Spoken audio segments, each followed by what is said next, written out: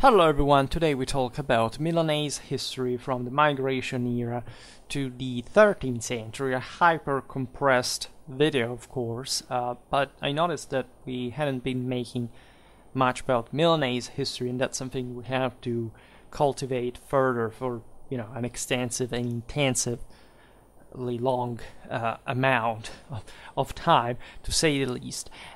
This is not just because of the importance of the city, of course, but the connections with European history as a whole, its role in the Holy Roman Empire, its centrality as a bulwark, actually, of urban identity and pride throughout the entire centuries discussed here. You've seen that I made a prequel to this, like about the ancient Milanese history, because without that you can't quite understand what Milan was in the Middle Ages as well, right? This continuity from Roman times, that the role required within the Italic kingdom, that throughout various dynasties, that always, however, centered basically around the, I'd say, not the Milanese era because of Milan only, but gradually so, right, in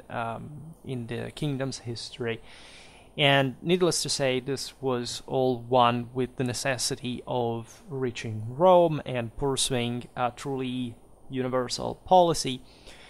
And also a lot of it is just Lombard Milanese history per se, right? The city, its dynasties, but what we will see mostly, and hopefully in the next chapter, from 1200 to 1500. I already made a video back in the day about Milanese history between 1350 and 1500. That's just like a broader introduction. There is something else scattered here and there, but again, we have just begun to sort of scratch the surface of this. So I don't remember where we left last time, but it was definitely, yes, we talked Odoacer, we talked Theodoric. So we definitely arrived to the Ostrogothic kingdom. Milan, of course, was occupied by the Goths and ruled by them.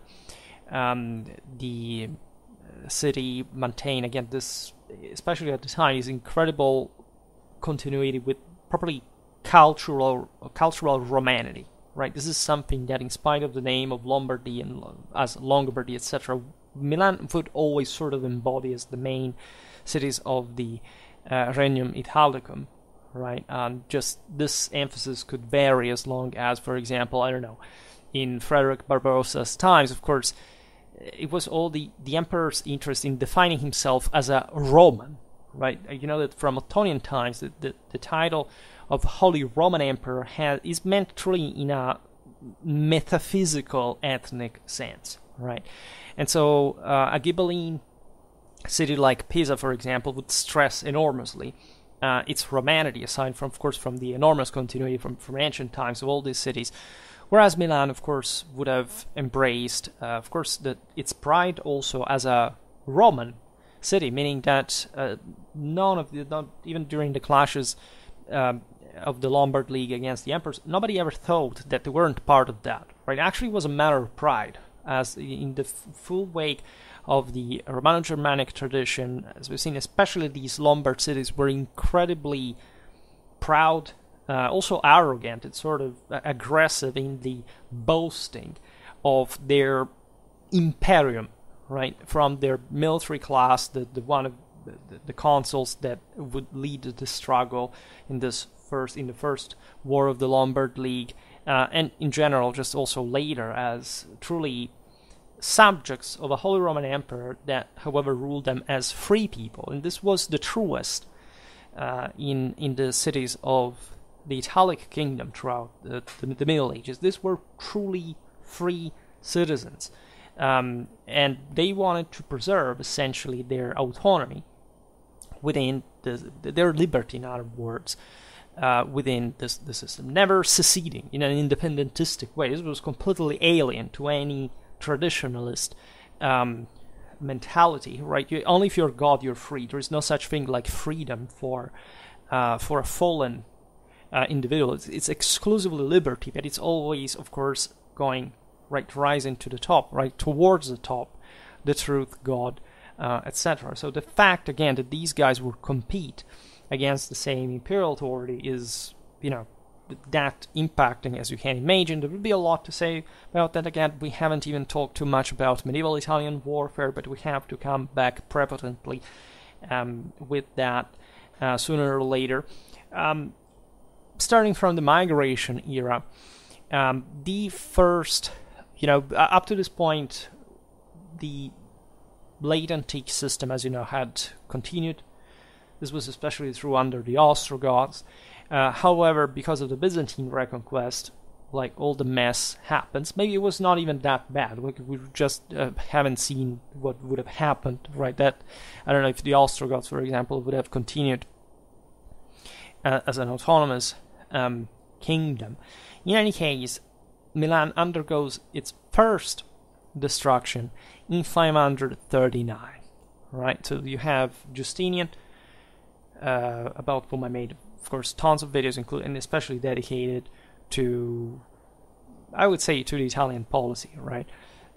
Determined to reconquer in fact, what had been the parts held by the western half of the empire, attacked the Gothic king Theodad by sending his general Belisarius to the Italian peninsula.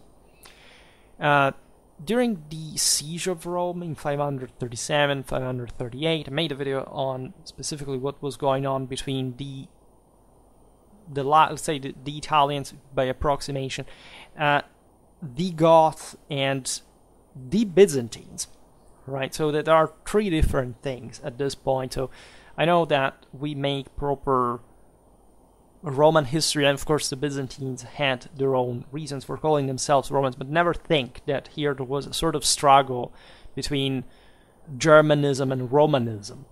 Actually, what had been happening in Italy under the Goths was quite exemplificative of what had actually been going on practically across the entirety of the western half of the empire as a very successful cooperation. And this is the truest in the Ostrogothic kingdom, right? So the Byzantines were essentially seen as Greek or Hellenized invaders of some sort, and foreigners especially. Belisarius at this point meets with the bishop of Milan, Datius, and some of the city's leading citizens. These were essentially the oligarchs, the elite that had essentially called the Byzantines, not because they liked them very much, but because they thought that essentially under the Gothic rule, their prerogatives as part of a broader empire, especially in a now decentralized position like the Italian one, would have limited their traditional Roman mores. So the subjection to the Germans as negative, but they had handled it quite successfully up to that point. Right? They just wanted more, and this basically brought to the destruction of their own country, right? Whereas the rest of the population was much better off, say, with this Romano-Germanic connubium. Doesn't matter how incoherent to some extent it was. I mean, basically, let's not digress because there is too much to do, but you see, look at how the Vandals ended, look at how the Visigoths ended, right? So the Ostrogoths, especially without having strongly dynasticized power like the Merovingians on the local elites, would have not held, at least without internal disturbances, the senators from one side, also other factions within mostly the same Ostrogothic elite. This is not what we're discussing, but the fact that Milan, of course, was one of the top. This had been, as we've seen, for more than a century, the actual capital of the Western Roman Empire. The actual capital was always Rome, but what we mean by essentially imperial residence would confer to the city this, again, the greatest sense of Romanity. We will see how it also played in Longobard times compared to Pavia, for example. It was a bit more Germanic conceptually, at least in the in the local institutional culture. In any case, the Milanese elite requested that Belisarius send a small army to northwestern Italy, what was known from late antiquity as the province of Liguria. Right? You know that Liguria is essentially and historically, and still today, the maritime, right, northwestern region in Italy. So essentially, you have the sea, the Apennines, and the Alps immediately just north of that, very thin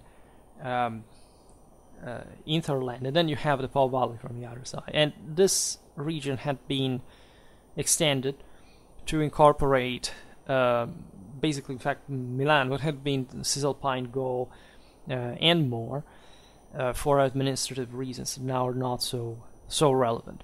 Right, but here also the connection with Genoa is relevant. Belisarius kept his promise. He sent, in fact, a naval force with 1,000 men to undertake the conquest of Liguria.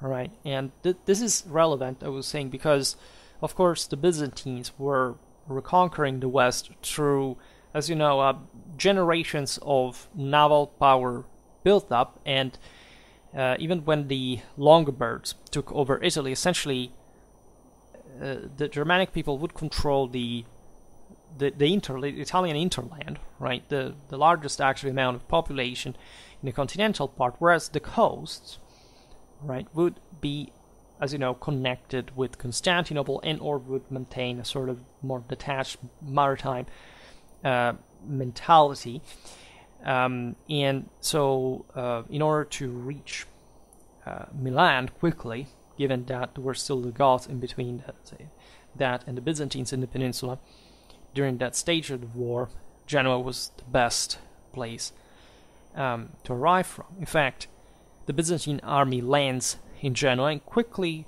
manages to occupy various cities of the north, west, that is Milan, Bergamo, Como, Novara, and basically all other the other centers in Liguria, except for Pavia, interestingly enough. So the Ostrogothic King Vitige's reaction would be quick. He sent his commander Uraia with a substantial force to besiege the same Milan, and he also urged the Frankish king Theodebert I, we will talk about him, to intervene in Italy in his support. Right? This is an important aspect of the story because, as I explained in one of my videos, actually one of the reasons why the Byzantines reconquered these parts of the West was also, and eventually settled willingly the Longobard in the same Italian peninsula in the Po Valley, was creating a buffer zone to prevent the Merovingians from invading Italy, which is, in fact, would happen later on in the 8th century when sort of Europe began to recover a bit from the early medieval crisis. And Theodebert had an ambiguous relation with Justinian at the time, because actually, yes, they were allies, but exactly for the reason that I exposed now, that they were just out of quite pragmatic convenience. And he wisely, by the way, decided not to directly intervene in the Gothic War. Right? He sent, however, 10,000 Burgundian warriors that were subjects of the Franks at the time to support the Goths instead. And this was, again, out of, actually not much of a trust towards the same Byzantines. Later on, as we will see, the same Franks would not hesitate to invade Italy once the Goths were destroyed and the country exhausted, but of course they couldn't do much more than some raid. Right? Eventually the Longobards arrived and things really changed. In any case, Belisarius decided to, and this changed the game, because the Goths basically managed to recover, to maintain control of Milan. Belisarius decides that Milan has to be taken back.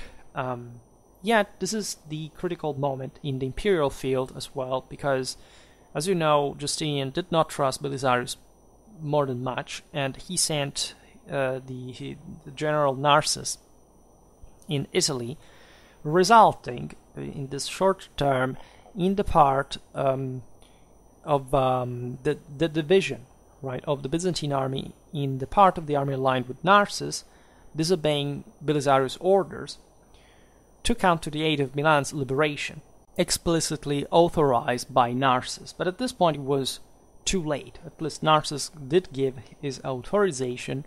At this point Milan was basically almost fallen in the hands of the Goths.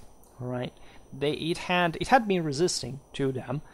They controlled essentially again the surroundings, and they had besieged finally the city, which was a big deal because again it was a pretty large one, and the situation in the city had worsened by that point dramatically. Basically they were running out of food within the gates. This is why the imperial garrison ultimately decided to surrender, and this led to the destruction of Milan. We have different stories, accounts, from the Gothic War. There are especially these gross exaggerations of the Goths massacring the Romans, but it's actually the elites, right? They were actually starting to free the Romans for reasons of manpower, right? Especially with Totila, as you know, it was properly a promise of liberty, of equiparation of the colonists of the Roman latifundia to the free Goths that, however, also within the same Gothic system were not that free, because the Goths had very powerful oligarchs on their own, which had actually been part of the cause of the same war and why the Goths suffered extensive defeats. Essentially, the Byzantines in the first wave, right, destroyed the kingdom, right? But because of this quarrel between Belisarius and Narses, the Goths had time to recover. This was an emergential situation, so they began to co-opt the same Roman peasantry to fight alongside them. But the story of the Milanese destruction is, however, pretty horrifying. There is a death toll estimated around 30,000. It was said the surviving women were enslaved and sent as gifts to the Burgundians as a reward for their assistance to the Goths, as we've seen before, during the war.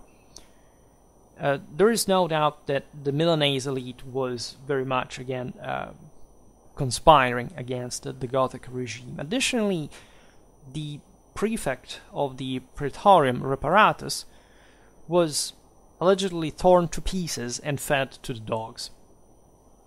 This is, again, in fact, a member of the elite. There are other officials that have different fates. Some managed to escape, with also part of the people, their clients, followers, etc., to the Venetian region and the neighboring lands in Dalmatia. Right? Eventually, Justinian, that was visiting the area, met with the refugees from Milan, who told him about the brutal bloodshed that had taken place at the hand of the Goths early on. Following this, the Goths seized control essentially of all the other fortified cities held by imperial forces, dominating the entire Ligurian region. Right. Other forces returned to the south. Right. The events of the Gothic War eventually shift, in fact, mostly towards central Italy, so we're not going to digress on that for this video about Milan. The only notable aspect is that at the end of the war, the Franks did intervene. As you know, they were beaten eventually by Narses in central southern Italy. They organized this raid together with the Alemanni between 553 and 555. And Milan was occupied for this couple of years. And then eventually the Byzantines took over the entire system. Right. There was some of course, like the Goths were not, many of them died, others were deported by the Byzantines as soldiers / colonists, but there were lots of them that actually remained in place, especially in northern Italy. This is a bit how it happened in the Vandal kingdom at the frontier with the Berbers. Some Vandal colonies were left by the Byzantines there because they were more useful than taken away. These people would essentially merge with the rest of the population. The Goths in particular would open the gates to the Longobards right in the north and essentially flowing to them, becoming Longobards themselves ethnically. So the during this, however, period following the Gothic War, it was the happiest one because of mainly of the plague and the devastations of the war. Milan was too much of a, again, Roman city to be left in ruin. It was rebuilt by the work of the same Narses, right? Marius of Avanches tells us that in this year, Narses, after having defeated so many tyrants and commendably rebuilt Milan and the remaining cities which the Goths had destroyed, was removed. Well, okay, this is not the point. This is for the year 568, which is actually the same one in which the Longobards arrived. But here the chronologists can also be subject to debate. Right. In any case, it appears that at least immediately after the end of the Gothic War, in the Byzantine period, Milan remained the capital of the Vicariate of Annonarian Italy. It's not certain really, but we know that if it did happen, things changed later. In fact, around the end of the 6th century, Genoa appears to be the seat of the vicari, of the prefect of the Praetorium of Italy, which, however, must take into account that the Longobards had taken over, in fact, the Po Valley by that point, so it would have, that's the main motivation, right? They had this vicars may have moved along with the same Archbishop of Milan to Genoa after the Longobard conquest of the same Milan, that is traditionally September the 3rd, 569, right? Then the Byzantine administration of Italy changed throughout the centuries in form, in titles, etc. I made multiple videos introducing Byzantine Italy, so you can check those out. So in 568, as you know, the Longobards, we made so many videos about them too, led by Alboin, invaded Italy from Pannonia, and after having occupied essentially the northeast of Italy, except some coastal cities that remained in Byzantine hands, including what would become Venice later on, Alboin entered Lombardy, and with that Milan. Therefore, the Longobard king, entering the Ligurian province, takes over the city. Right. At this point, also in Liguria, the coastal cities remained in the hands of the Byzantines, but as we were explaining before, they're sort of more divided. Like in the central and eastern Po Valley, you do have an active, hot Byzantine frontier with the Longobards.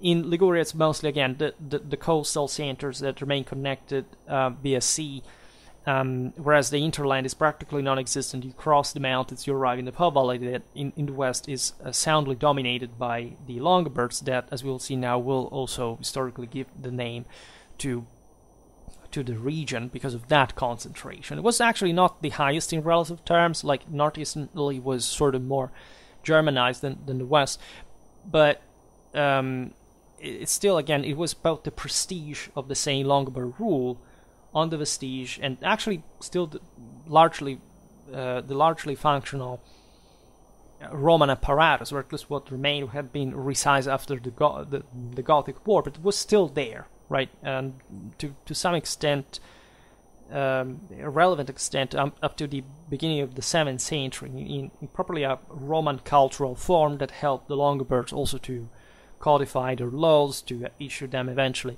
for the for the entire kingdom, in Latin of course. The reason why you see these archbishops moving from the Roman-held areas as the Longobards were arriving has absolutely nothing to do with persecutions.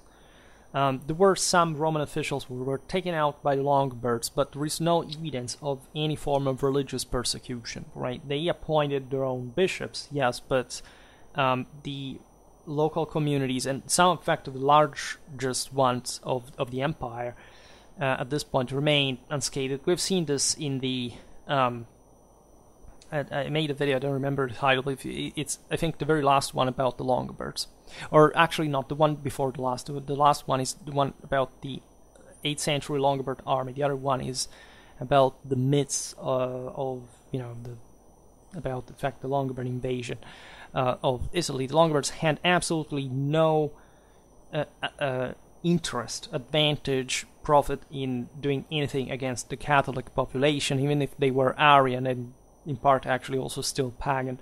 They would also, in a couple of generations, essentially move on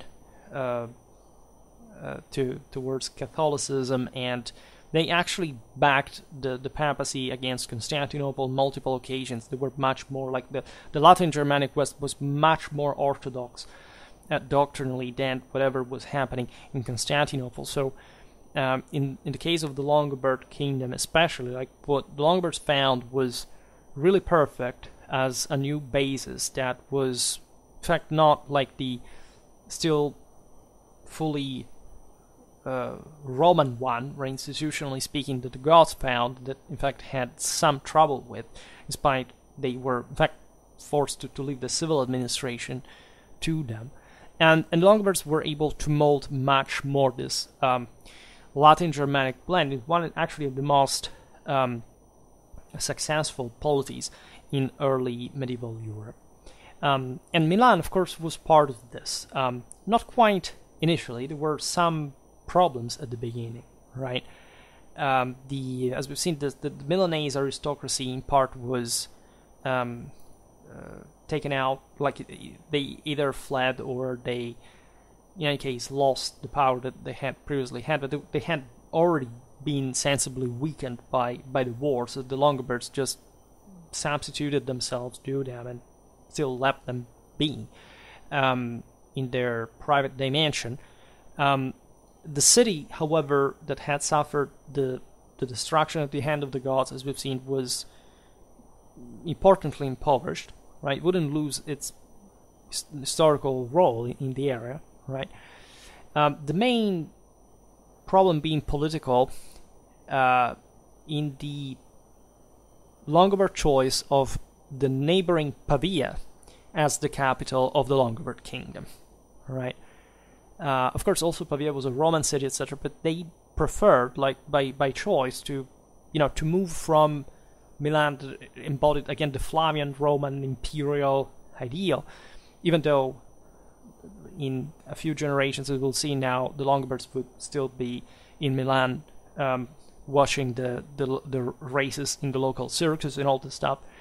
But it was an important choice, like to properly state that now this was a fully Germanic kingdom. It was differently from the Goths, not ruling on behalf of the Roman Emperor, right? And also because we will see now the Longobards were at this point fiercely contending the control of the Fall Valley from the Byzantines, right? It wasn't like an easy process in the first decades, mostly because of their ducal anarchy, the fact that after the Alboin and his successor Clef that ruled until 574, the Longobards wouldn't elect a king for 10 years. That was detrimental. They had actually the manpower to take over the entire Italian peninsula.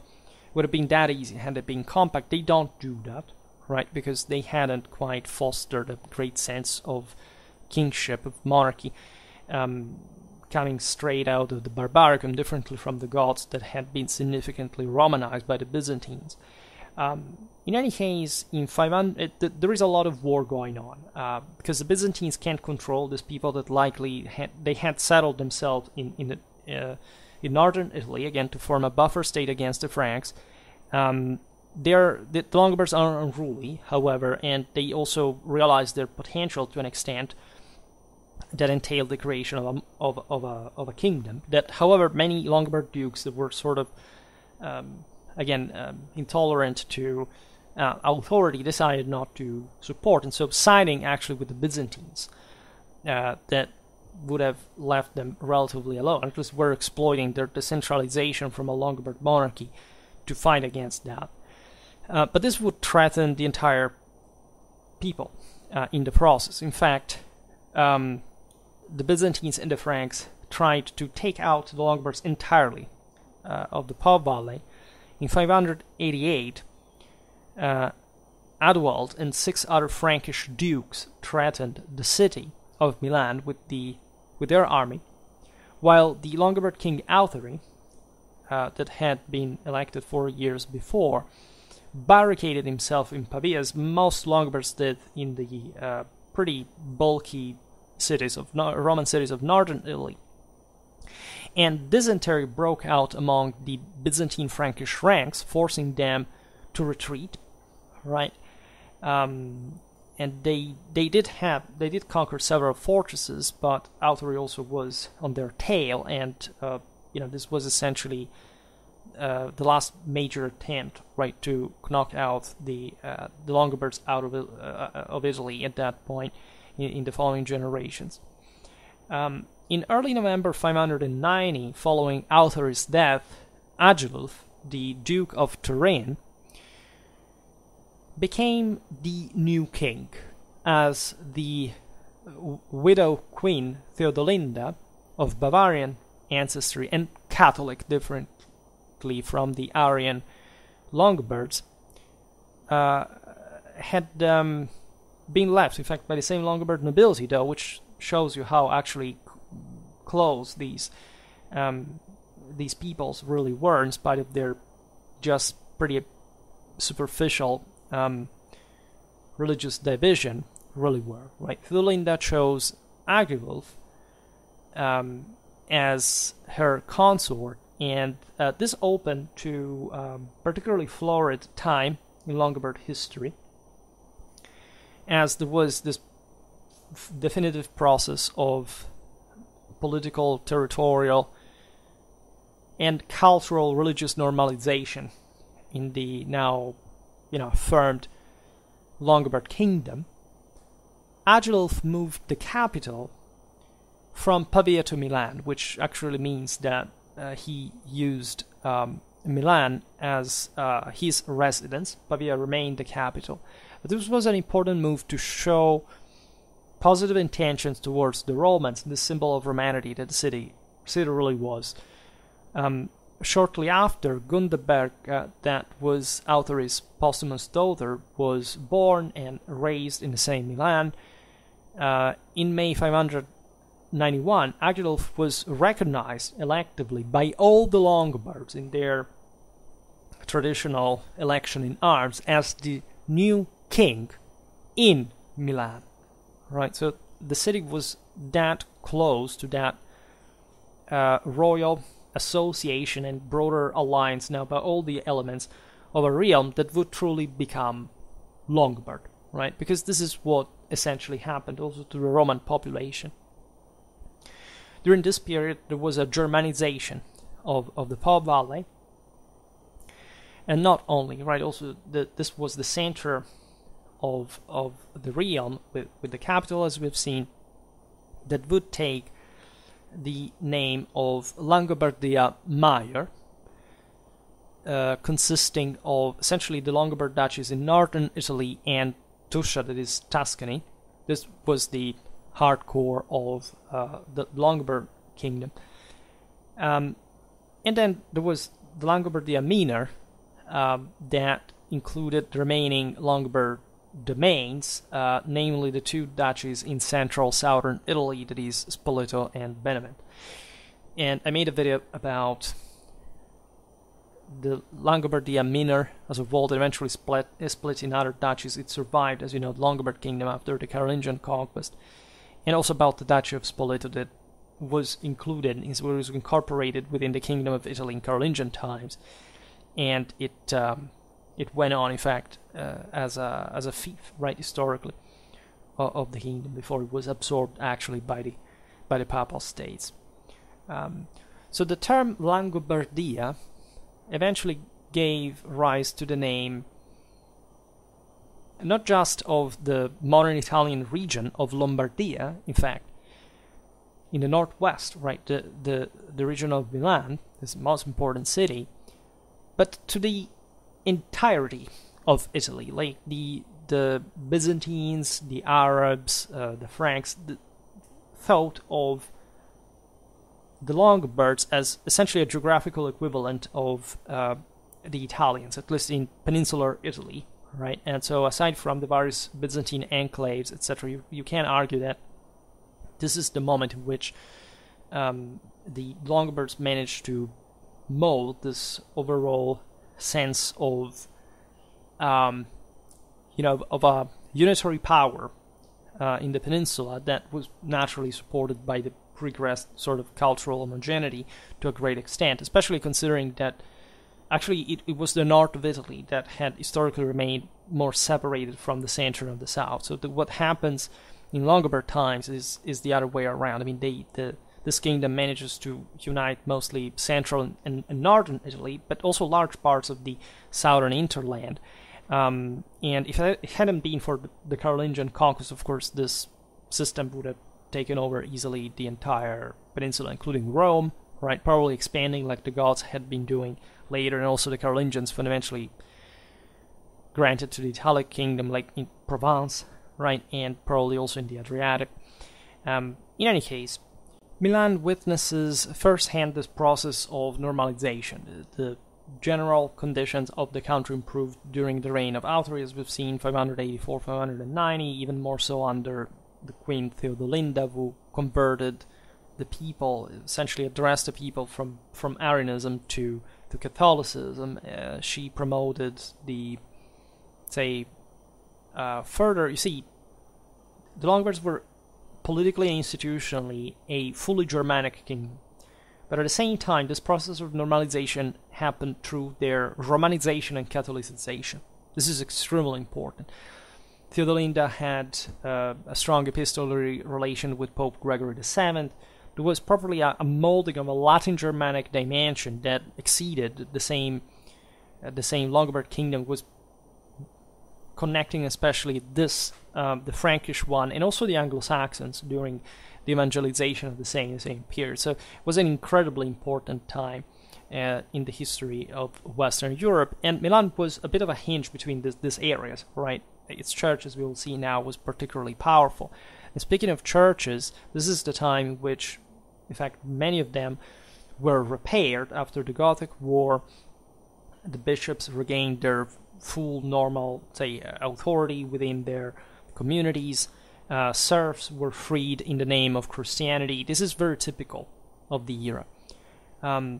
This was surely and partly due to the influence of the queen, that her husband Agilulf decided around 604, as we were saying before, the capital from Pavia to Milan. This choice was confirmed by Agilulf's son Adalwald. There were some clashes between the so-called Arian and Catholic party later on, but these were mostly just courtly factions that had nothing to do with religious policy. In fact, there is no evidence of any religious persecution whatsoever. But they revolved still around the idea that in this established kingdom, and nobody was really contesting anymore, there may have been some different centers of power, different branches of from these various Longobard houses, right, that were competing for election, right? It was not a dynastic kingdom like the Merovingian one. It was actually the only functional case of elective monarchy that basically normalized by the second half of the 7th century without any other kind of problem in terms of succession, and especially even before this, no kind of succession or problem in every single Longobard duchy recognized the Pavese royal authority, right? And the simple reason is that just they were Longobards at this point. They had gained the upper hand on the Italian peninsula. The Byzantines were not threatening them anymore. Actually, it was rather that the Longobards were eroding the last lands left in imperial hands, right? In the mid-8th century, Milan's walls were repaired with 9 towers, 2 more than during the imperial period, notably. There was a functioning aqueduct in Milan. Roads were repaved, right? Not bad for the the Dark Ages, right? We know that, right? In Spoleto, the Longobard dukes kept using the local baths, right? So we often got a strain. Of course, this was very resized in scale compared to Roman ties, needless to say, but, you know, we get often in pop culture an idea of the early Middle Ages that is, you know, like, I don't know, as if a nuclear holocaust had come and, you know, civilization was rebuilt from scratch. Absolutely not, right? Nowhere in Europe, in post-Roman Europe, and especially in places like the Italian peninsula. And we will see how, of course, the urban development later, the communal era, was all based on this. Speaking of the city of Milan, during the Roman imperial era and throughout the Longobard kingdom, the civic and social center of the city had been what is today's known as the Cordusio area. Now, the etymology of Cordusio is interesting, right? In Celtic times, as we've seen, the castrum, or Roman military camp that is located there to attack the Celtic center of Milan, was located in what is today's Cordusio Square. And it is here that the Roman city, Mediolanum, evolved. We discussed it in the previous video. Now, during the Longobard period, the palace of the Longobard Duke, very much in tune with that sense of, in fact, the Palatium, right, of properly a massive stone building, you know, embodying public authority, was located in this area of Cordusio, near the modern square, giving rise to the name, in Latin, de curte ducis, that is to say, the curia ducis, the court of the Longobard dukes, which as a term was eventually modified in cortedoxy, but we're passing to vernacular essentially, corduce, and finally corduso, or cordusio, right, in the Milanese vernacular. Cordusio began to lose its prominence as an area only after the year 1000, roughly, as other Milanese areas, like within the city, became more important as points of reference. But it's still worth observing here how the Longobards heavily continued their rule and administration on the basis of previous Roman governmental buildings, running institutions. So we know what happens with the Franks and the Longobards. The Carolingians take over the Longobard kingdom in 774. Right. This brought actually to an important resurgence in Milan, right, that had previously been overshadowed, as we've seen, by Pavia, that in spite of the royal preference remained officially the Longobard capital with its own major royal palace, and that in fact did continue to be so. So during the so-called Italic kingdom, the Carolingians changed the name because Longobard sounded too sort of nationally provocative for being governed by them. And so Charlemagne was actually and notoriously very respectful of the Longobards overall. He adopted for himself the title of Rex Langobardorum, so putting his title of King of the Franks at the same level of the Longobard one, and he bestowed new importance to Milan, establishing a mint and making the Diocese of Chur in Alpine Raetia. I made a video about that province. The part of the Milanese one, right, that subordinated to the city's metropolitan see, right. This witnesses, as you understand, in a time in which the empire stretched across the Alps, how relevant Milan really was in northern Italy through the Swiss valleys. And this is in fact a direction that Milanese expansionism would always take later on. The Milanese was located in this area, controlling many of the valleys, right, coming down to the northeastern and northwestern Alps, and again, this was an immediate center, especially if you were a Frankish ruler located north of the Alps, mostly northeastern Gaul in Neustria. You would want to have firmly, immediately under control, right? There was an increased also volume of traffic between Francia and Langobardia, and so Milan prospered further in this moment of general economical and social revival of Western Europe in the process. Notoriously, now think about the Carolingian politics, the most advanced areas in Europe at this point were northern France and northern Italy, right? That the areas with the best, most advanced land exploitation, traffics. The Italian part was especially the most monetized, right? More traffics, trade also with the east would come from. So through the Po Valley. So this would give rise to the same Venice to an extent again, but Milan was by far the most important center in the northwest, right? Means,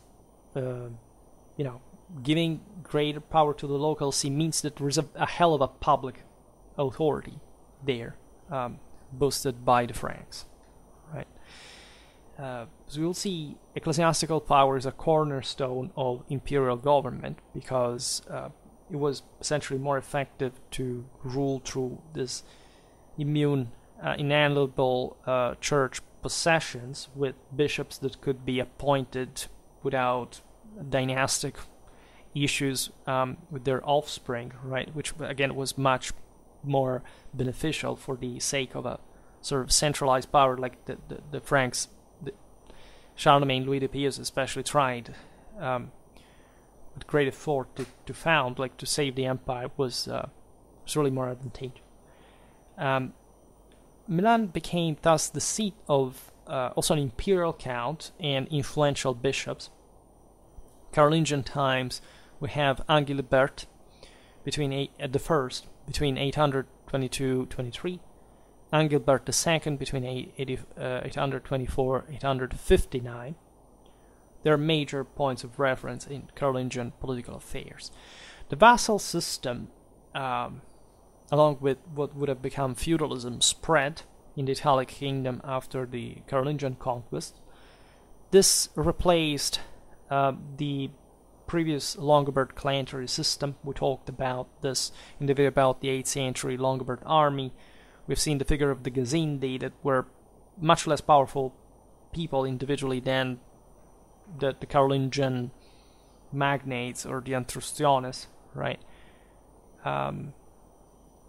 The sense, of course, is that the Franks injected this degree of privatization of power at the end of the day, because it was the only one, as we were saying, that from a lay point of view they knew, right? So actually, Charlemagne took so much care of this land, mostly because he understood how deeply centralized and, say, literate and sort of civilly administered it was compared to north of the Alps.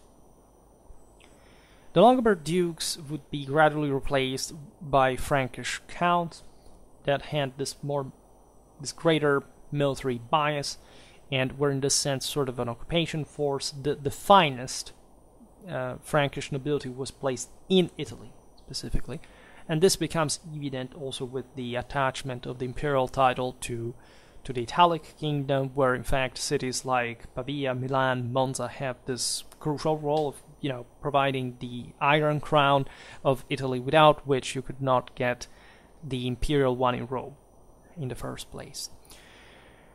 The Milanese bishops, a bit like the ones throughout the empire, were granted ecclesiastical immunity, the right to judge the people in their territory, an exemption from taxes.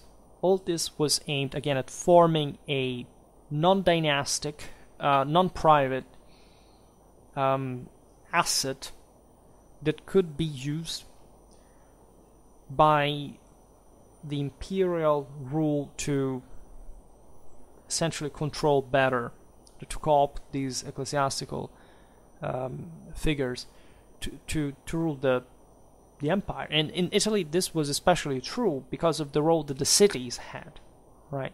Hence the bishops, counts, famously enough, of the Ottonian era, right? And if you wanted to control again Italy, you had to control the cities, unavoidably, right? Cities were important everywhere, but never as much as in this country, to which again the imperial authority was associated, so they were necessary. After the dissolution of the Carolingian Empire, with the deposition of Charles III, known as the Fat, in 887, political power shifted to the local counts. You have seen it recently in the video about medieval Brabant and Artois, right? The imperial authority vanishes. The royal one is also sensibly weakened.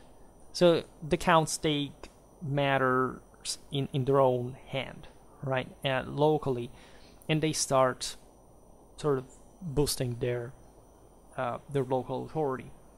Some of them become marquises because of their frontier position. They have sort of a greater military bias in that case. There were several in Italy. The bishops maintained their prestigious power and role within the city, so there is a slight difference between sort of the urbanly based episcopal power and the rural based lay power. Actually, they're everywhere, because the bishops have, of course, lands in the countryside, and the counts also live in the cities. But that's the tendency.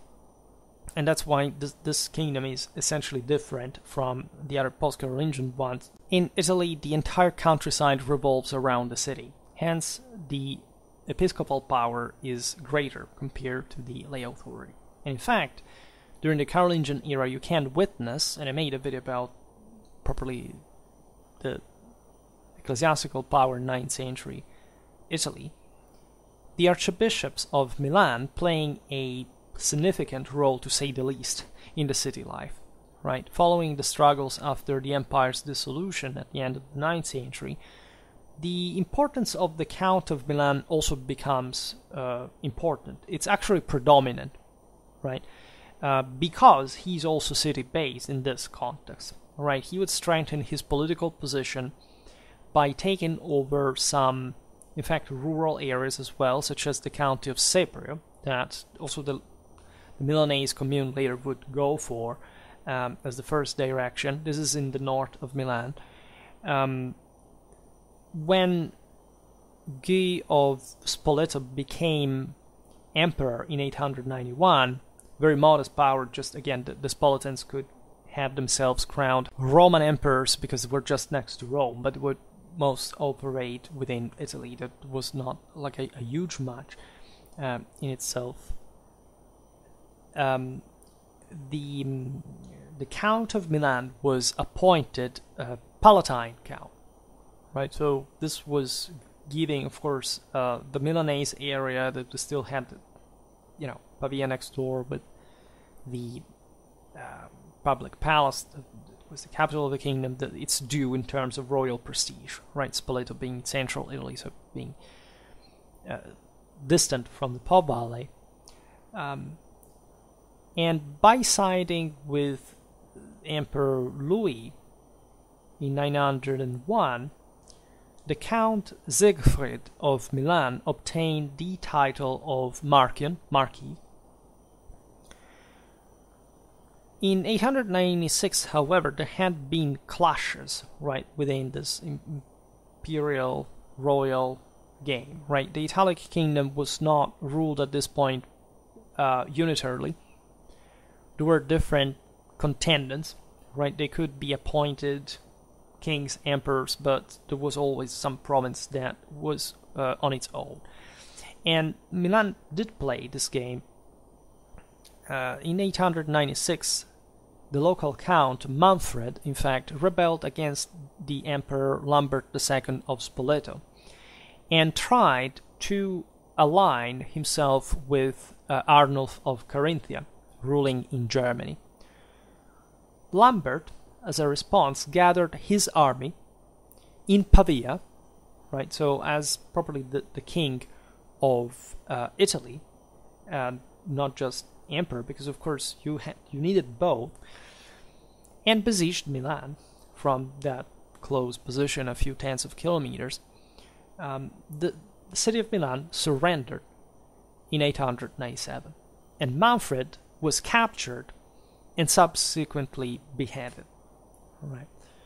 You understand, I made a video recently about Italic warfare exactly during this period, how this militarization, especially of the cities, was already taking shape. This was already true in Longobards times. It had always been true since late antiquity, but would become predominant, in fact, in a few generations. In 945, the king of Italy, Hugh of Provence, made a video talking about the opposition, in fact, also from Milan to his reign, planned, in fact, to get rid of his rival, the Archbishop Arderic of Milan, that had been against him. So he invited him to the royal palace in Pavia. So you understand the Milanese and the Pavese were not particularly, friendly to one another. Hence, you realize also what these sort of campanilistic divisions stem from in the midst of history. This is during a ceremony, and during which the palace guards were supposed to eliminate the same archbishop, but the assassination attempt failed. Arderic escaped. There is a bloodshed following this, a brawl between the people of Pavia and Milan, in fact, during which 100 followers, retinue of the Archbishop of Milan, were massacred, right? We're talking about these bloody encounters. In 950-51, the king of Italy, Berengar II of Ivrea, based in the west, in Piedmont, fundamentally, so just closer to Milan, so critically close to these centers of power, completed the reorganization of the territory in northern Italy administratively. This had begun a bit under Hugh of Provence. The sense is that up to this point the Italic kingdom could have a proper independent ruler, which would have been quite provocative, given that he could have automatically, or at least much more easily, become Holy Roman Emperor than someone from north of the Alps. So there was an attempt. It was starting from this, especially the west of the Po Valley, what had been known as Neustria, just like in Francia during Longobard times, the establishment of an Italic monarchy. And of course, Milan would have had an important role in this as the most important center of the region. Berengar established the Oberteng mark, while the Mark of Milan and the one of Genoa were entrusted to Obert I, that would become, in fact, the founder of the Obertank dynasty. We have to see these guys. We didn't talk about Italic aristocracy more than much during this crucial high medieval period, but this went alongside the counties of Luni, Tortona, the one of Milan, because technically the county had remained within the marquional power as well, Genoa, Pavia, and Bobbio. This was an imperial monastic fiefdom. So I would like to point out how eventually what you see with the rise of the communes is the rise, of course, of the relative cities around which the counties were built, with their own bishops, eventually with the communal power. Right, so these cities were just continuing from the Roman district that had remained more or less unchanged throughout the millennium. Right, this administrative structure would be finally solidified in Ottonian times. Right, so everything that had been established in Italy was just basically reconfirmed by the Ottonian system. It was just copying, in fact, the main powers, especially the bishops of the Italic kingdom. Despite the arbitrariness of feudal power, especially in the countryside, it was still the cities to be increasing in power, remarkably. This was also due, thanks to the expanding trade with France and Germany, that especially from Lombardy, as you understand, is mandatory, right, from the Mediterranean. Hence, you understand why these areas were also becoming the richest in Europe. Given the crisis of lay authority, with the same emperors trying to favor the bishops rather than comital power, it was in fact the prelates who were effectively exercising a city government. Right, this had been developing in various areas of Europe, and unavoidably so because of the prestige that the Romano-Germanic tradition had given to the diocese, and the same bishops at a point were being recognized by the emperors as feudal lords in the stead of the lay ones, right? In all this, of course, especially the lay lords were opposing the imperial policy, and with that the bishops. So there would be conflicts within the same cities, within the same countryside. Everything was happening in parallel, right? All these various aristocrats that had gained prosperity in various marks, forging, by the way, very important dynastic ties abroad as well. This is the century in which the military class properly affirms itself as a knightly one. Were inspiring still to the autonomy, if not the independence, of the Kingdom of Italy, right? As they could, as we were noticing, just become themselves Holy Roman Emperors and so wielding power over others. I will not digress here on why this would not succeed, because we have to make a lot of videos on the topic. In any case, we are here also in a phase of affirmation of the Germanic power, like the axis between Germany and Italy, fundamentally, between the 10th and the 11th century. It's the Archbishop of Milan that takes on the definitive political significance in Lombardy, as far as at least the imperial power is concerned. You have the participation of the higher ranking feudal elements, the captains, bound to him by, in fact, vassalatic beneficiary relations, and invested because of these with ecclesiastical privileges and benefits that had become hereditary and did depend, in fact, on their loyalty to episcopal power. All right. However, now there was another force emerging from the same city, from the same countryside, right? The idea of the commune is something arising here. I made a video about the power, urban power before the communes, where did the consulate stem from, for example. It's only from the end of the 11th century that we see communes, right, spreading basically all over Italy as a new institution. But prior to this, there was still an idea that those who lived in the city were objectively superior people to the others, in the full Romano-Germanic sense of nobility/freedom, especially materializing in the right and reality of bearing arms. Right, these people would develop, in fact, an identity, a citizenship identity, right, the one of cives, citizens, opposed to at least the highest feudal figures, right? Don't get me wrong; these cives were not, again, the shoemakers, right? They were actually powerful knights themselves, that, however, were starting to see what potential the cities had, and could, in shaking off basically the what had at some point been the oppressive power of the imperial centralization through the bishops, especially, right?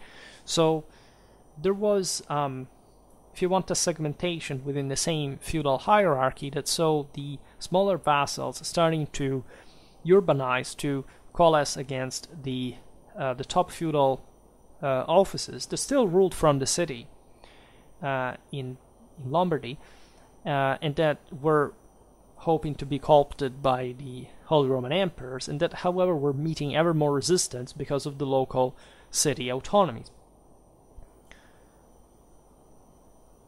You have already at this point the Milanese milites, like in the entirety of the Italic kingdom, living inside the city in their towered palaces. It's as if you had the countryside castle built within the city gates. The bishops had been prevailing at least until the beginning of the 11th century. There had been very powerful bishops such as Ansbert. We're talking Milan here specifically. Yeah? Remember that this is the most important city in the kingdom. Ansbert, 868-881, Valpert, the Medici, 953-970. The most important figure, however, would be Aribert da Intimiano, Aribert of Intimiano, a bishop between 1018-1045. Aribert crowned Conrad II, Salian ruler, as King of Italy.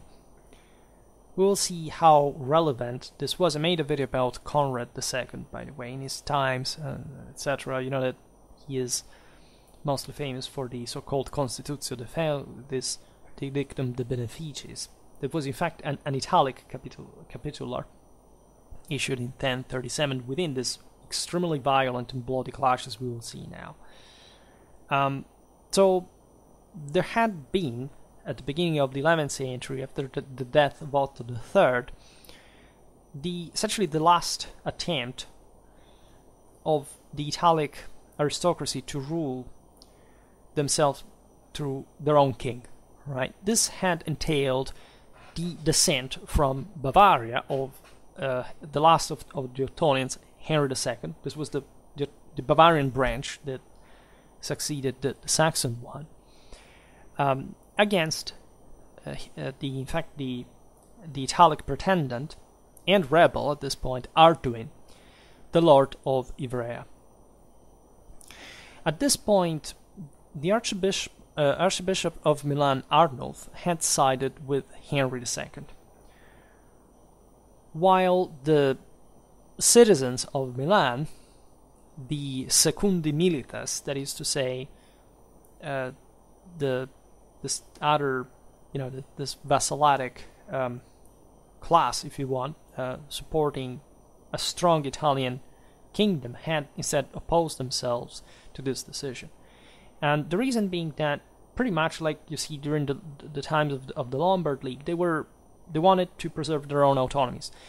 If every time now a Germanic ruler would make his travel south of the Alps, they would have, yes, been administered, they would have been rendered justice, that was all a set of public functions and duties that the monarch had to have, but this was also being accompanied with the exaction of taxes, of tributes, right? And the sense is that the Milanese wanted to maintain their own autonomy in order to secure their trading activities, controlling the Alpine passes.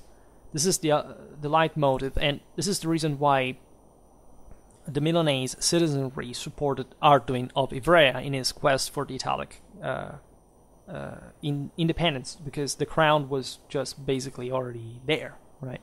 This could be done locally. That was the great advantage. And notoriously, Arduin was defeated. The struggle ended with Henry's victory, who was crowned King of Italy in Pavia, and Arnulf was, affirmed as Archbishop in 1018 with the support of the capitanes, of the top imperial vassals in Milan, and Henry II himself. Aribert D'Intimiano was consecrated archbishop in the Ambrosian city.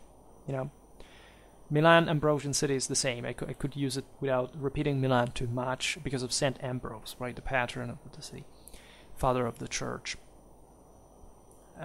So Aribert was thus tied to the imperial policy.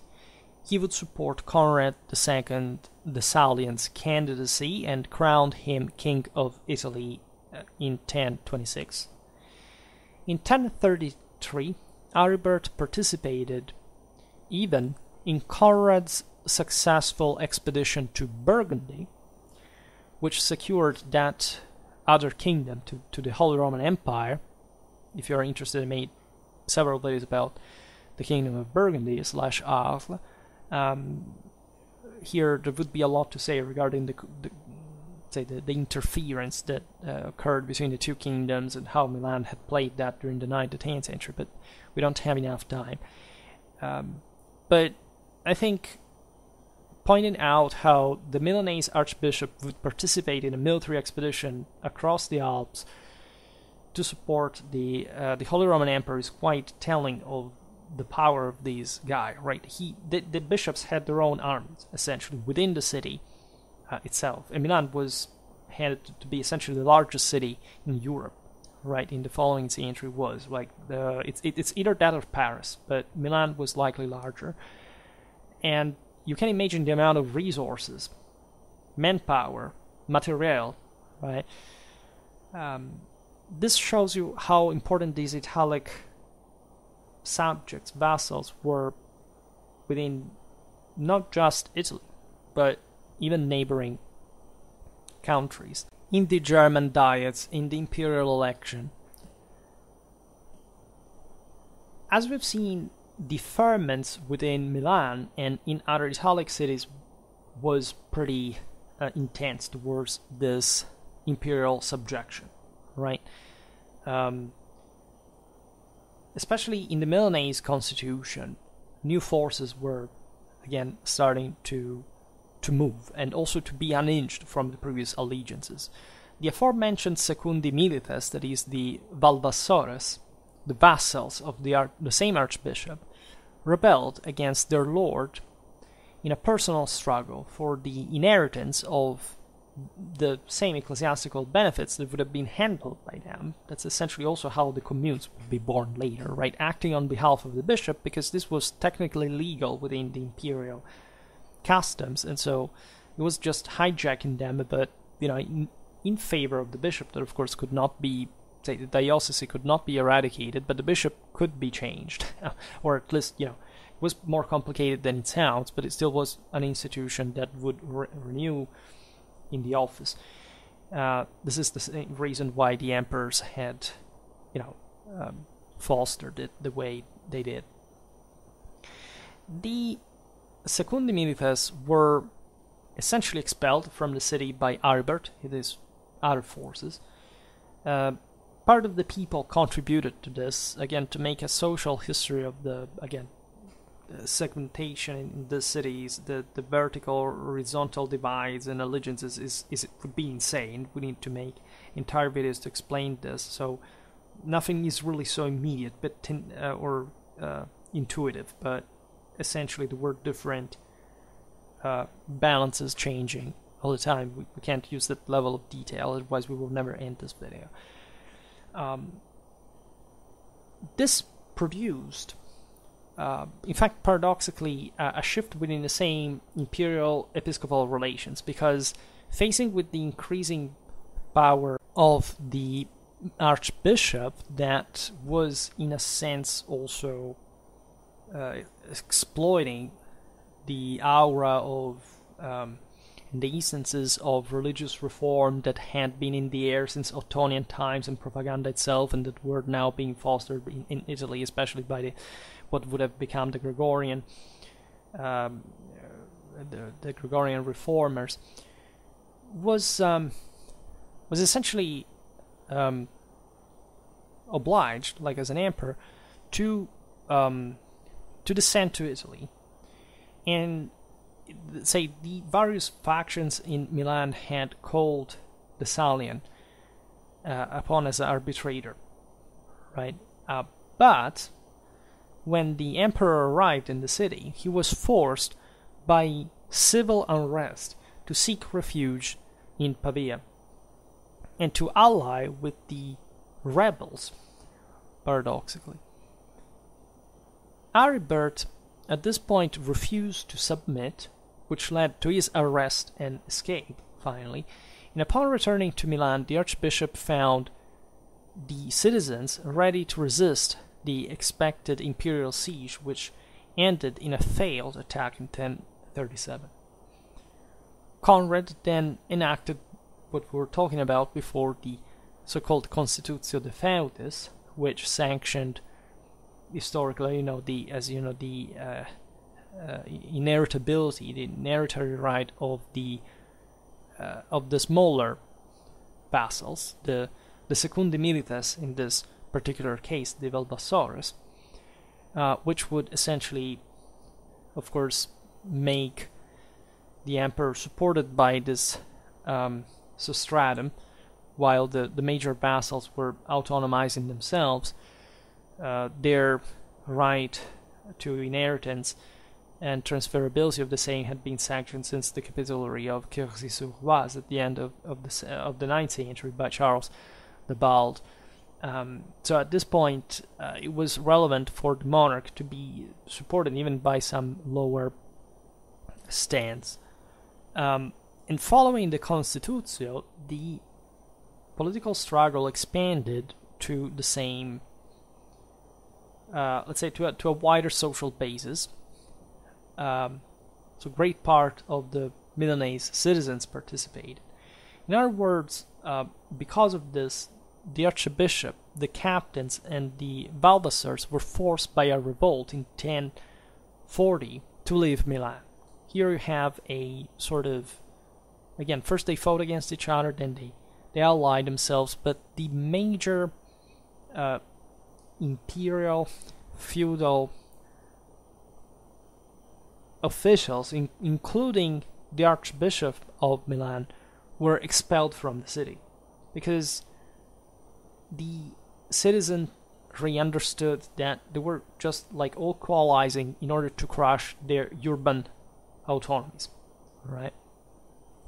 So that under the leadership of the aristocrat Lanzo, the siege continued until 1043, because Milan could not be given up by imperial authority.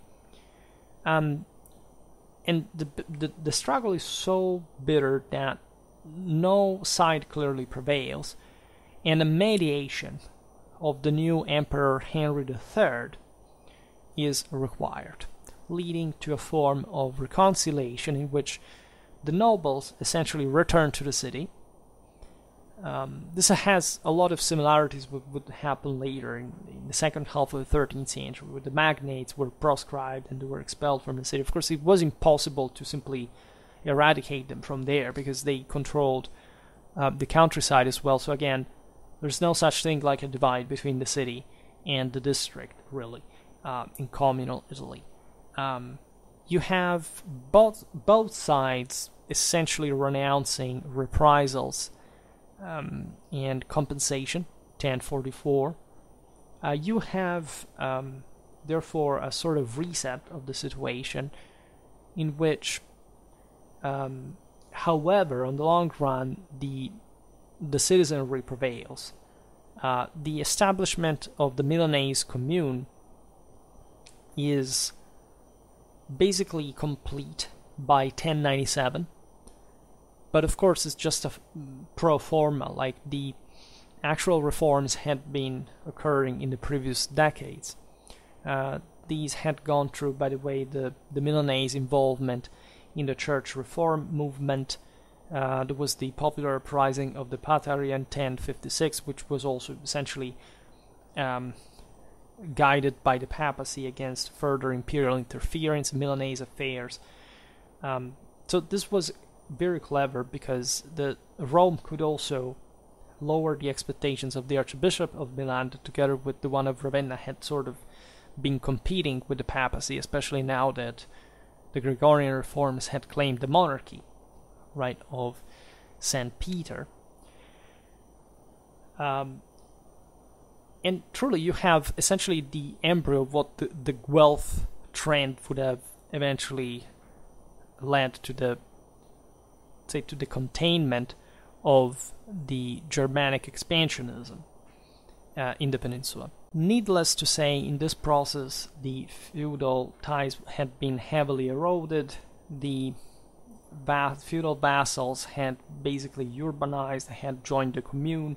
In many ways, they, as the consular class, had understood that their military power could be employed to control the commune, to control the church. It would never be so clear-cut, right? Especially in Milan, because it was such a huge city that no side ever neatly prevailed, right? In other communes, you have some phases in which the people, that again, it's not the commoners in a classist fashion, there were still people in arms, knights, etc., but, not being of this greater extraction, right? The Milanese, the Lombards in general, maintained the idea that, this land had been producing like very high profile lords to some degree, and so Milanese government would always be a triangle between the knights, also with still some, of course, feudal prerogative, the archbishop and the people, right? And especially the latter never took over, right? But it was a functional government, and actually Milan was, as we'll see now, of course, one of the most successful, if not the most successful city in Italy. They established an enhanced form of commune in 1117, which is the year for which at least the activity of the Milanese councils is first documented, which doesn't mean much, meaning that, yes, conventionally, from a historiographical point of view, the year in which the consuls appear is the moment in which the commune is born. But obviously it existed before, and it had already been established. In any case, this is what now the cities of the kingdom are essentially developing in parallel.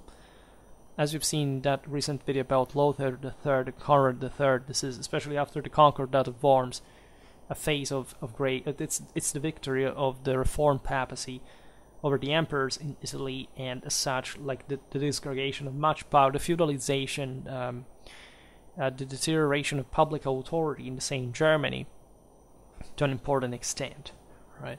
These are all things that reverberate against, let's say, into one another. I have, as you know, an extensive Holy Roman Empire playlist, so if you want to delve into these topics ad nauseam, you're more than welcome to do so, given all the hours that I spent to make them.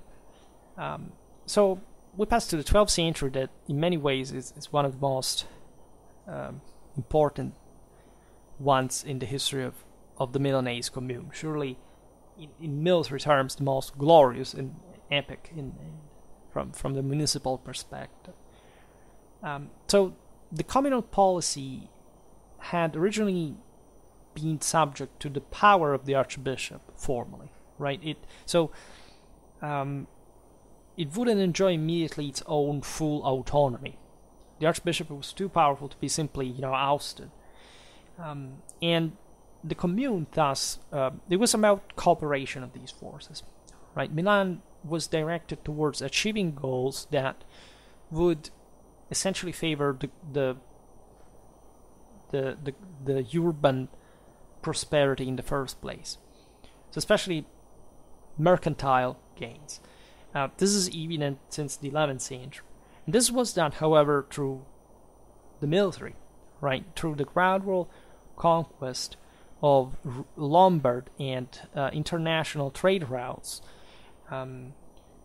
pursued, again, brutally through wars against neighboring cities and feudal lords. This is the sort of most shocking thing that the Holy Roman Emperors never understand when they came back to Italy and they realized what the Milanese were doing. It was just like a world upside down. Non-feudal authorities ruling over the feudal ones, right? A heavily advanced urban society, a heavily literate society, right? Something that, again, also in terms of the wealth, it did not exist north of the Alps, right? It was a completely different reality, and this led not just to the contrast, but also to the ultimate failure, right, of the imperial policy in trying to subject violently these communities. Again, the Milanese had a quite aggressive mentality. We've seen how the Lombard cities, I also made a video about Cremona that challenged even, again, imperial authority in similar ways, and even in earlier times, symbolically and ideologically, had this sense of enormous municipal pride accompanied by this nobiliar privilege that even a free citizen could boast of bearing arms, which is reflected by the heavy militarization, not just of the city's militias, levies, but properly by the communal consular foundation in itself, right? In other words, the Italian communes are not born from merchants or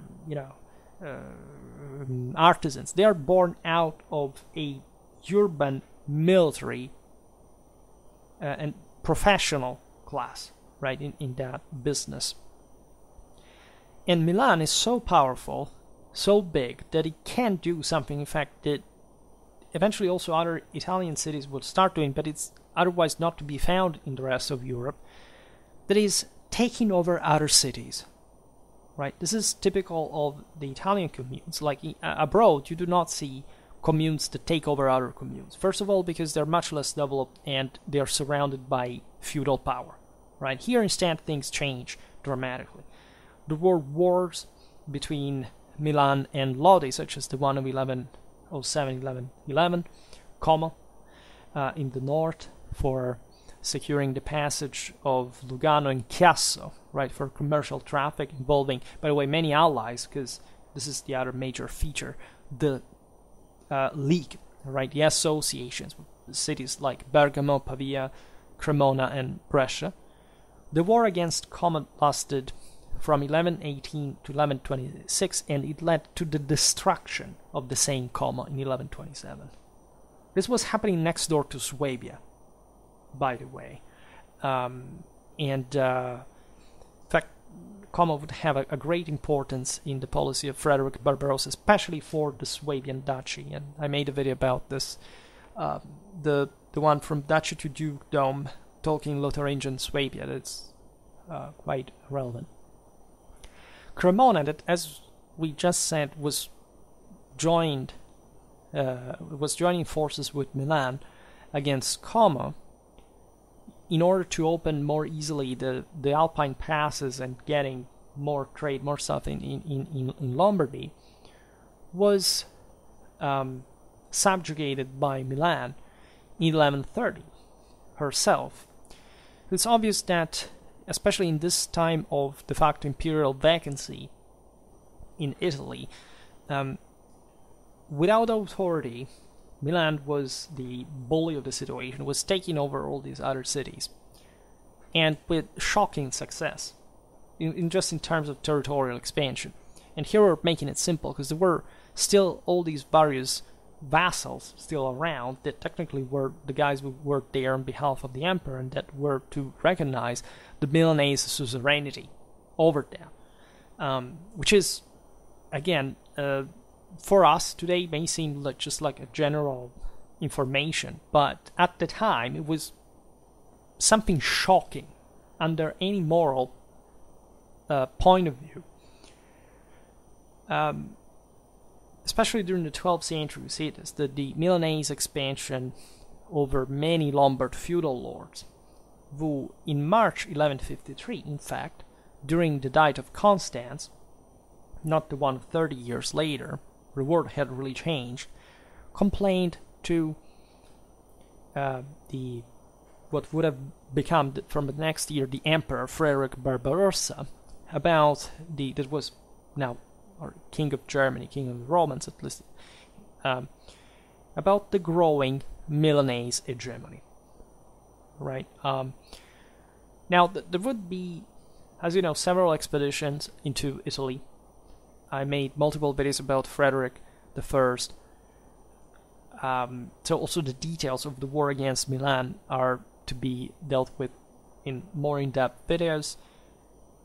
Lodi, in particular, was appealing to the Hohenstaufen because they truly believed that the average role of sort of successful, positive one, as we've seen Lothar III in a few decades before, had displayed a serious capacity to be recognized by the Lombard subjects that were absolutely recognizing imperial authority, to come to help. Right, Barbarossa descended also for other issues, namely the fact that the Commune of Rome had kicked out the Pope out of the city, had given itself also a heretical leader in the figure of Arnold of Brescia. It was another Lombard, and here there's all the issue of the heresies that are spreading, in fact, mostly in this more developed areas in Europe, Lombardy, Languedoc, the Rhineland. Right, eventually it would be successfully put down, but it took another century or so. So this was an incredibly messed up situation. Frederick Barbarossa's campaigns were all very difficult, independently on the various outcome, right?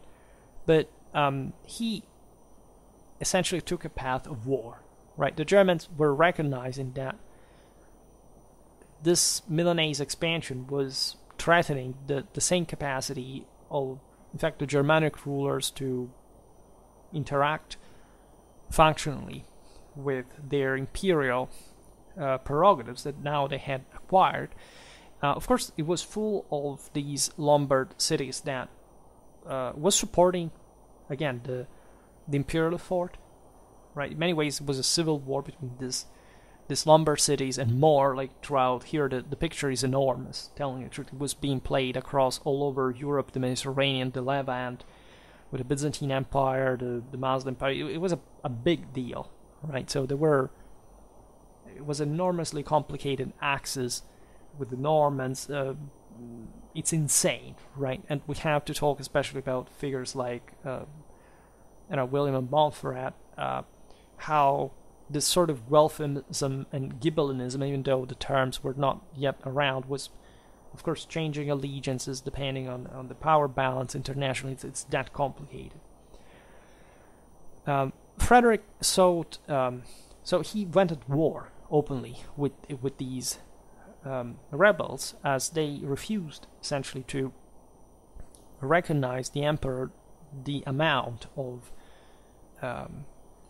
demands, right, of material requests properly that Barbarossa was feeling entitled to receive. This was true as far as the formal public duty was concerned. The emperors were entitled to an important quota of, say, the local resources, but mostly for military purpose, the fodrum, etc. But of course, the way Lombardy had developed was much more intricated, and especially what the Hohenstaufen were demanding was incredibly high. So these cities ended up, including the ones that were bullied by Milan and had called the emperor initially to side against him over the years.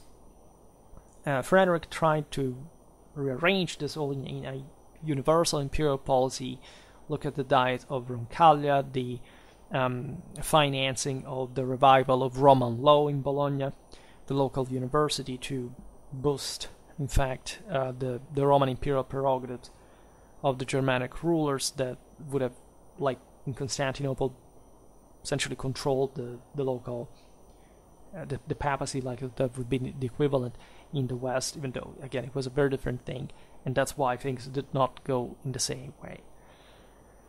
So what you see in defense of their constitutional rights and territorial gains is the Milanese engaging in a 30-year struggle against the Emperor Frederick Barbarossa.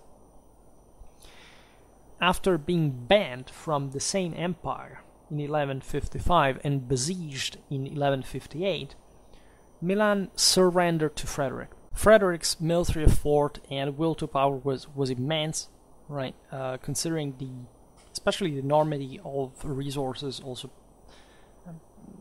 invested by the Lombards in their struggle. The Milanese surrendering promised to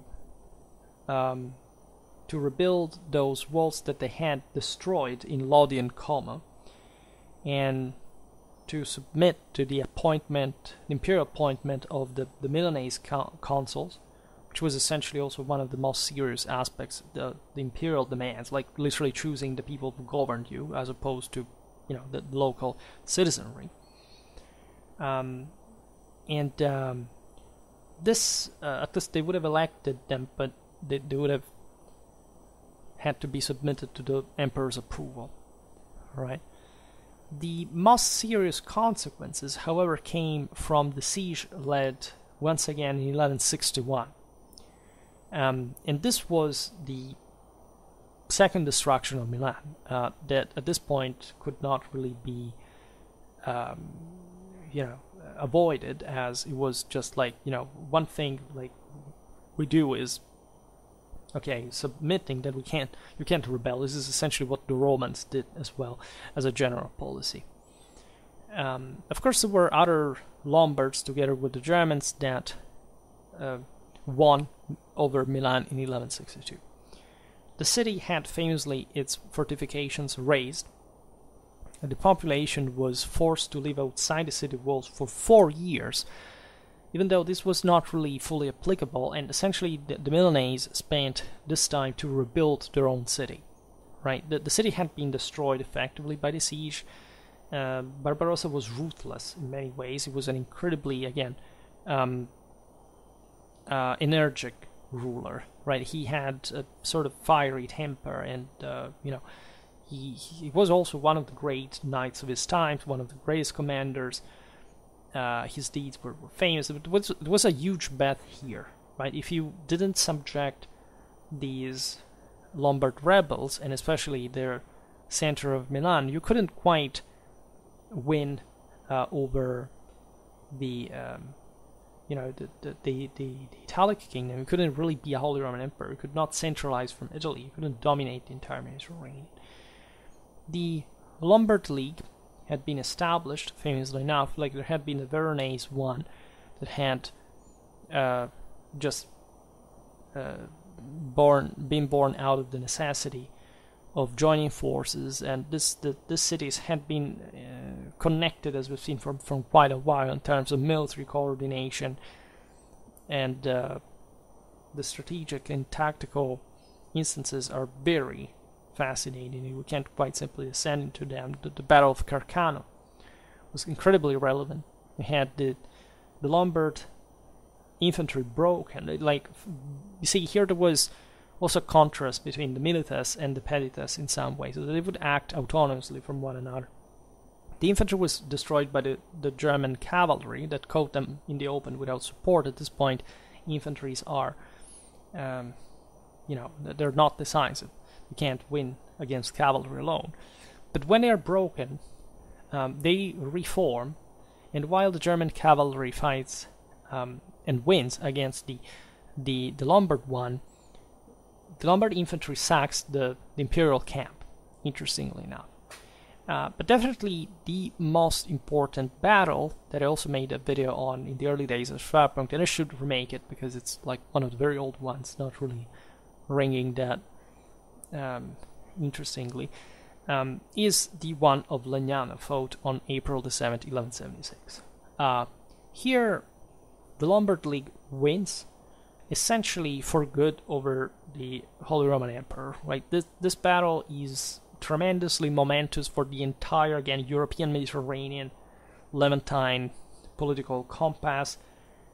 At Legnano, Barbarossa's power is shattered, and there is a complete redrawing of all the allegiances, the alliances across Europe, and it exemplifies the enormous bet that Barbarossa had made on Lombardy.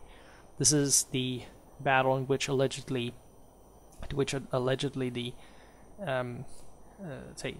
Frederick's, the Emperor's cousin, Henry the Lion, the Duke of Saxony, had not contributed with his army, his forces, bringing to the defeat. The tactical side of the story is fascinating because basically the German, the imperial cavalry, let's say better, because there were always Germans and Italians, right? Crushed the Lombard one, intended as the one of the Lombard League.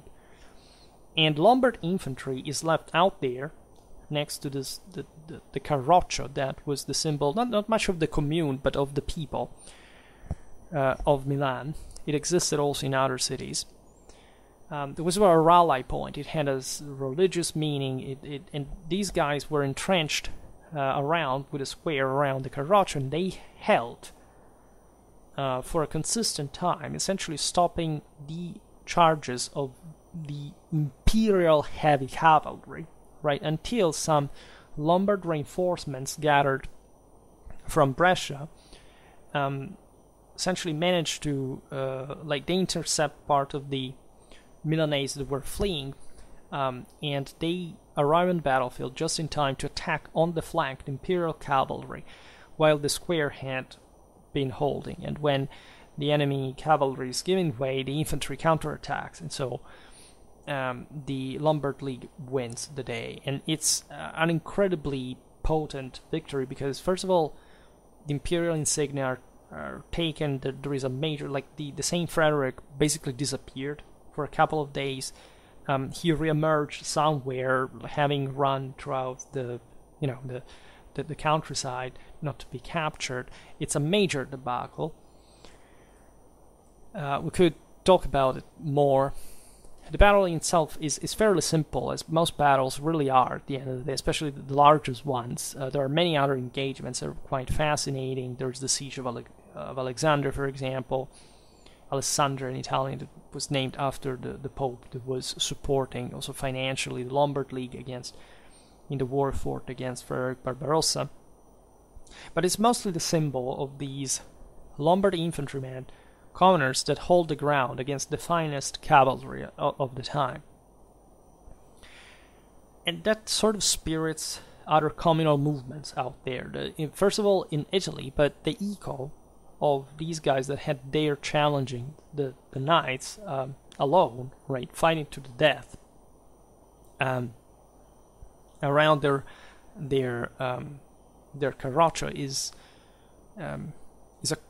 a quite precocious but also quite clear sort of moment in the Western art of war, right? This is a moment in which especially the infantry can be tested in power because it's still competitive towards cavalry, also in a political sense. within the city socially. So you have these instances in which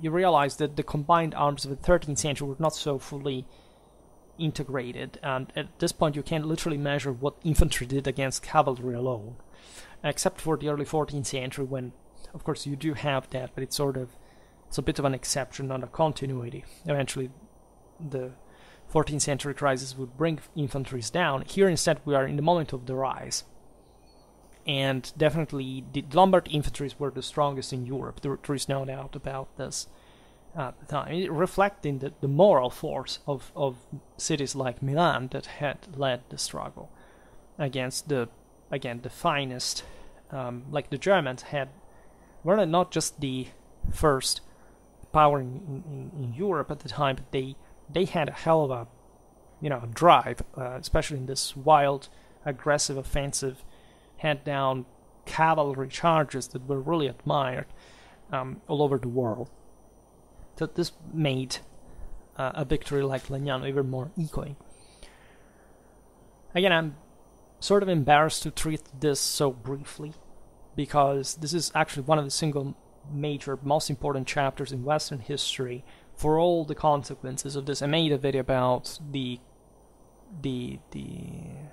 let's say the follow-up to this politically, and not just in what we're saying now, the Peace of Constance in 1183 that recognized the rights, the prerogatives, the autonomies of the Lombard communes, but especially the Milanese consulship as directly depending on imperial authority, yes, but de facto being allowed to be elected by the city councils without further interference in practice. Like, of course, the imperial authority was needed. The Milanese were actually requiring the emperor to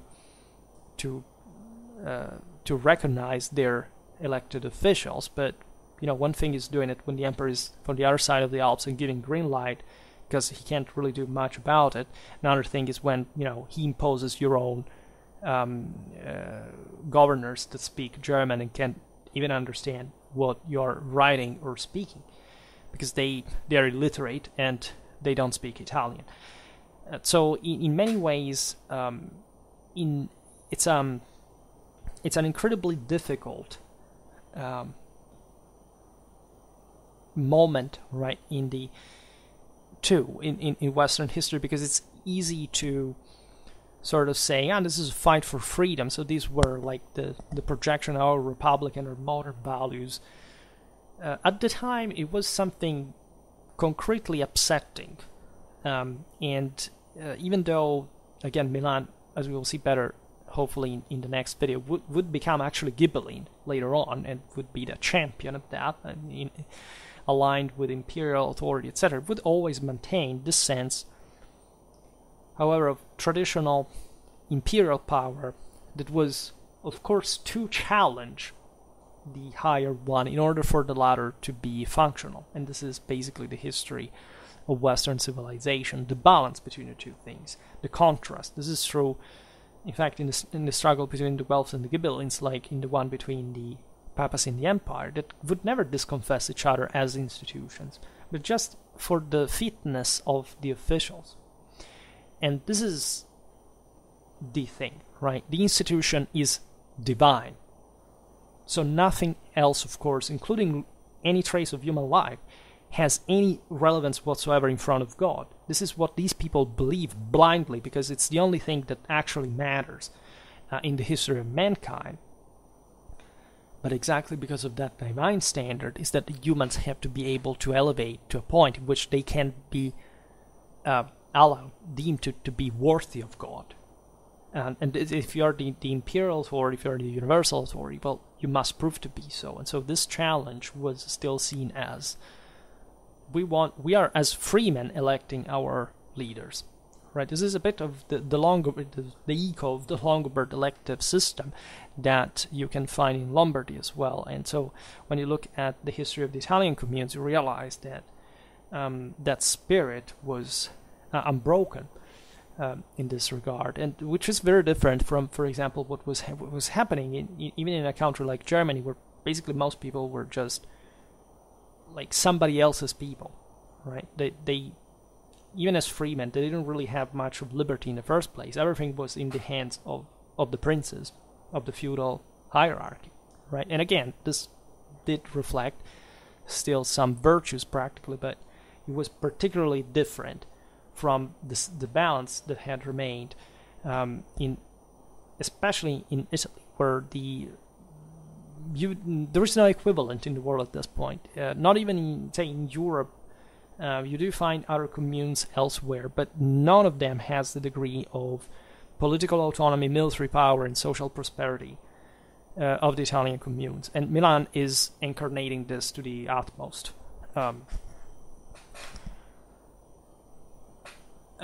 So, as you can imagine, by the way, between the First Lombard League and the second at the time of Frederick II, there would be a wave of re-expansion of Milan. Right, all the resources that had been also now more orderly and pressuringly invested in the war against the emperor were used to a much greater effect to systemically subjugate the enemies of the commune.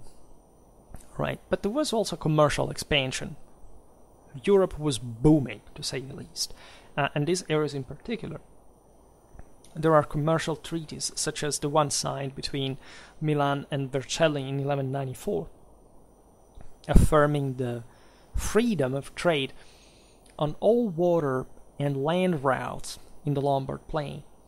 There are peace agreements with Como in 1196, securing Milan the access to passageways like San Bernardino and Maloja.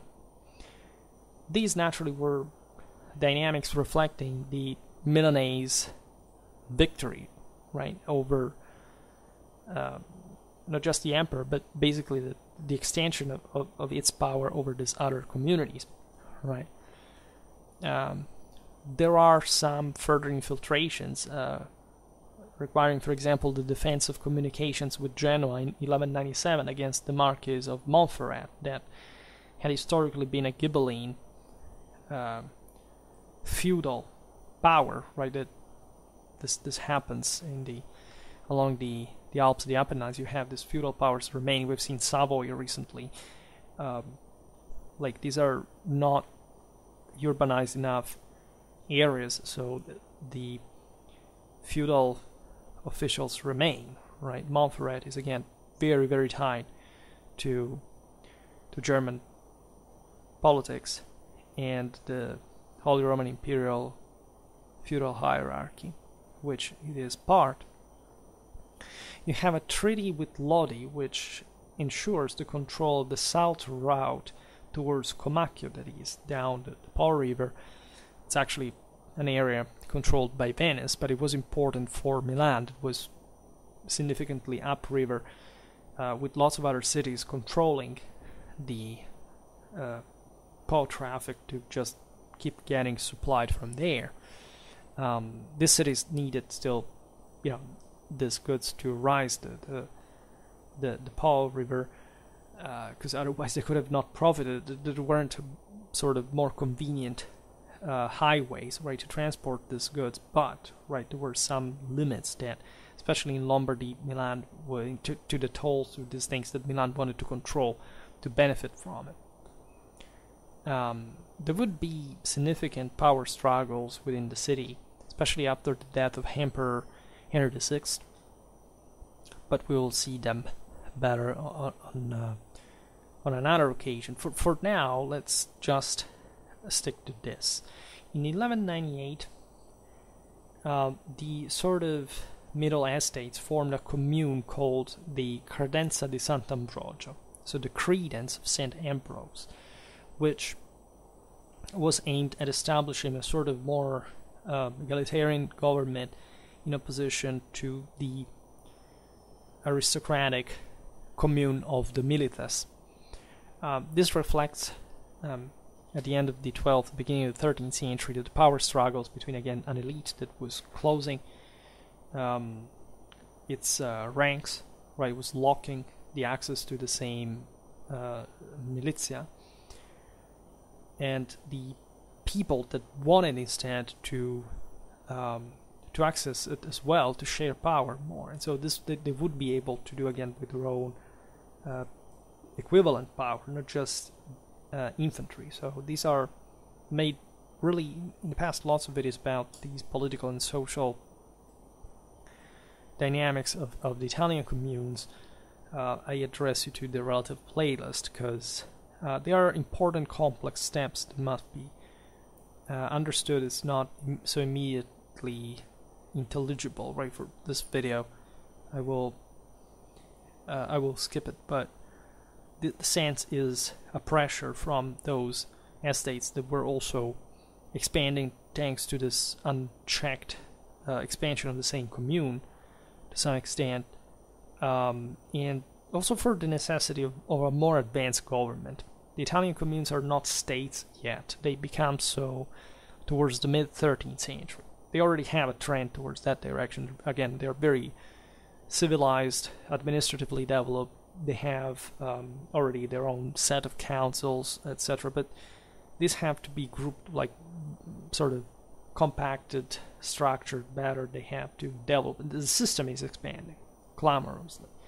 And we will see, especially in the later video, by the time of the chronicler, Milanese chronicler Bombesine de la Riva, how big, right? Say properly, the material wealth of this city really was.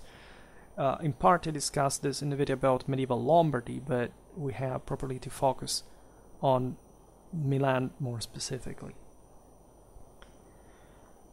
These struggles bring, like in the rest of Italy, this is the last note I say for the very beginning of the 13th century, with a Podestarian government. The Podesta, we have seen it, was a guy called from the outside, normally from another commune of another Italian region, to make it more fair, in theory. That in fact had to be super partes. Regarding these struggles, right, he had to respect the local constitutions. He had mostly also to lead the army. He would evolve into a sort of military commander figure later on. The Italian lordships were born out of this process as well. And it was a way of saying we do not trust the militas anymore, the consular government. So both things remain, that and the people that would later develop in a more articulated fashion. But now a strong man has to arrive and has to essentially obey the laws, has to evaluate the situation and to put an end to all these issues that we're not able to resolve by ourselves because it's crippling the government and we can't go on, especially with all this war and the enemies that are exploiting our division and all this stuff. In the meanwhile, people like figures that had been connected with the imperial power were losing. But let's say the commune was taking over those power places. Anything that had been set by the empire, the bishop, the viscount, etc., was being increasingly hegemonized by the citizenry. Right? There was a document, the Consuetudines Mediolanenses, that is to say the Milanese customs of 1216, that were sort of defining better what, especially at the citizenry level, the rights of the Milanese really were, so that they could not be infringed upon by other figures. Feudal rights were being eroded in the countryside as the Milanese commune was expanding territorially. So it's all very tumultuous, not really quiet or orderly, but really very organized, very built up politically and institutionally, so that the city is really affirming itself in a violent fashion. And in the meanwhile, this boosts further the arts, the crafts, trade, industries were flourishing. Milan was truly becoming the industrial center of Europe already by those times standards. That the best arms and armor were produced there, since the 12th century, and there were true business models that, in a sense, were the basis of much, even companies that still date from just a few centuries later. Think about the Beretta, right, from the 16th century. And it's all about this background. It's all about this incredible struggle that is, however, carried out by what do you understand here, city that has de facto provincial power. Provincial, say that, inspiring to that control of the entire Lombardy, that they will actually succeed at the end of the 13th century in achieving. All right, so that's something we will see by the entirety of the 13th century later on. In another video, I will leave this for the other Italian chapter of the original series. So there would be a lot, always more to say.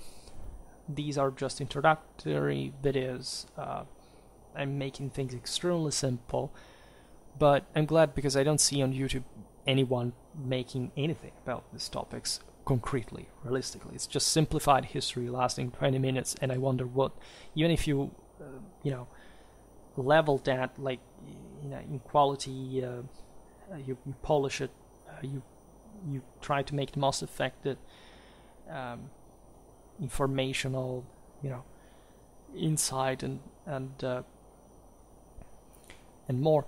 Like, how can a person understand these things in that time? They will not, right? They will not be taking notes. You have to acquaint them, right, with the general picture, because these are not topics that you can simply understand unless you spend a considerable amount of time learning, right, in a broader sense. And again, that's the reason why I made Schwerpunkt in the first place. And again, I'm pretty satisfied to have covered Milan as far as this momentous phase of its history is concerned. We will keep talking about